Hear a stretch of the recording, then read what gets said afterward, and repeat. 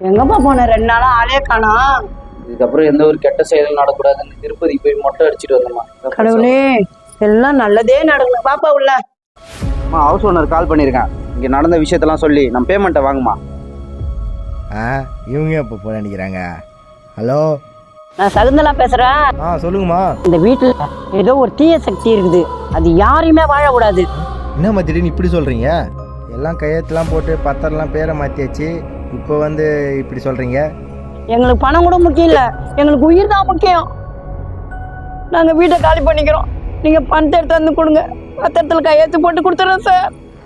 சரிங்கம்மா, தம்பிக்கிட்ட பணத்தை கொடுத்து அனுப்புகிறேன். டேய் கார்த்திகா. சொல்லு கணேஷ். கார்த்திகை, சாமியாரில் பணம் இருக்குது, அதை எடுத்துன்னு போய் கொஞ்சம் அவங்ககிட்ட கொடுத்துட்டு அவங்ககிட்ட பத்திரத்தில் கையெழுத்து வாங்கின்னு வந்துடு. ஏன் தேவையில்ல வேலை நீ பார்த்துன்னு நீ? அவங்க அங்கேயே இருக்கட்டும், கம்முன்னு இரு நீ.